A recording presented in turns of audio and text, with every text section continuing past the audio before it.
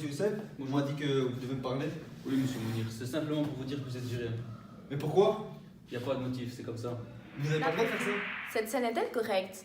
Le patron a-t-il le droit de licencier son employé sans motif? Depuis le mois d'avril 2014, chaque travailleur a en principe le droit de connaître les raisons de son licenciement, à l'exception des intérimaires, des étudiants et des travailleurs licenciés. Dans le cadre d'une restructuration, qui ont droit au chômage, pour des raisons délicates. Et enfin, prestant une période de préavis réduite. Étant donné que l'homme peut agir selon sa liberté politique, le patron a le droit de virer son employé sans contrainte extérieure. Pour le motif du licenciement, le patron n'est pas dans l'obligation de le mentionner spontanément. Pour connaître le motif de son licenciement, il lui suffit d'envoyer un courriel recommandé dans les 2 mois après la résiliation de son contrat. Le courrier doit être envoyé dans les 6 mois à venir si le patron avait établi un préavis. Les règles de la production capitaliste sont définies par les possédants qui exercent une domination sur les travailleurs. Malgré que leur classe sociale ne soit pas égale, l'homme est tout de même traité également grâce au fait qu'il puisse demander un motif auprès de son supérieur. Le patron a 2 mois pour réagir à la demande du travailleur si la lettre de licenciement ne contient pas de raison valable. Dans le cas où aucun motif ne vous sera communiqué par l'entreprise, vous recevrez l'indemnité de 2 semaines de salaire. Et le préavis peut-il être suspendu? Seule la jurisprudence peut déterminer si le motif du licenciement est acceptable. Il n'y a que le juge qui décide si l'employeur a raison ou a tort. Mais attention, les critiques du patron doivent être sérieuses et concrètes. Il doit également montrer une preuve sérieuse pour prouver la raison de sa décision. Si le patron veut licencier son employé, il doit y avoir une raison grave, telle qu'un mauvais comportement envers ses collègues ou son employeur. Que faire si vous n'êtes pas d'accord avec le contenu de la lettre? Si en tant qu'employé, vous trouvez que votre licenciement est abusif, vous pouvez le contester. Si vous travaillez dur pour votre entreprise et que vous y donnez corps et âme, votre patron ne peut pas vous licencier. Si votre patron n'a pas assez d'arguments, vous devrez le prouver par vous-même. Si vous y parvenez, il devra vous verser minimum 3 semaines de salaire et c'est le juge qui en fixera le dernier mot. Vas-y, go. À votre avis, puis-je m'entendre avec mon employeur pour mettre fin à mon contrat? Oui, mais il est préférable de faire un écrit. Mais vous n'aurez pas droit à une indemnité de préavis, sauf si cela est convenu. En fait, ce cas de figure est très intéressant si vous avez trouvé un autre travail et que vous voulez être disponible rapidement. Il vous permet d'organiser votre passage sans avoir payé d'indemnité de rupture.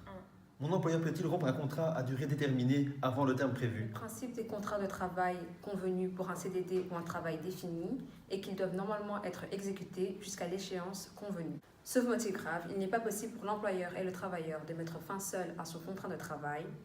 Le licenciement et la démission avec préavis dans ce type de contrat n'est pas possible. Dans quelle situation, en tant qu'employé, suis-je protégé contre le licenciement? Il y a de très nombreuses situations dans lesquelles, comme travailleur, vous êtes protégé contre les licenciements, comme par exemple quand vous êtes enceinte, en congé de paternité, en congé politique, ou quand un travailleur dont l'emploi est menacé par l'introduction d'une nouvelle technologie. Les conseillers en prévention et ceux qui possèdent un mandat syndical sont également protégés. Si vous êtes protégé, votre employeur ne peut pas vous licencier, sauf s'il y a un motif suffisant, comme par exemple la fermeture de l'entreprise. Selon Karl Marx, le travail correspond à une partie de l'homme. C'est son essence et c'est grâce à cela qu'il se réalise. Puisque le patron exploite économiquement son travailleur, il se distancie de lui-même. Pour conclure, vous avez le droit de connaître les raisons de votre licenciement. Si votre patron refuse de vous les donner, il payera une amende.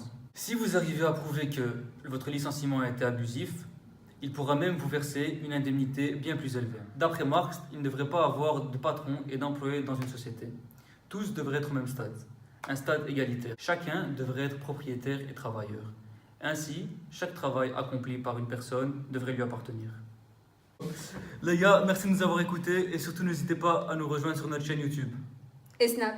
Insta. Facebook. Bisous! Oh ouais. Page YouTube. Non, c'est pas comme ça qu'il faut faire. Attendez, moi je vais faire. Moi j'ai trop dans le sens. Vas-y. Et surtout, n'hésitez pas à nous suivre sur notre page YouTube. Ah, c'est pas une page, une chaîne. Oh, comment? Non. À l'exception des étudiants, des intérimaires. Je vais te tuer, gros, je vais te tuer. Son essence et c'est grâce à cela qu'il se réalise.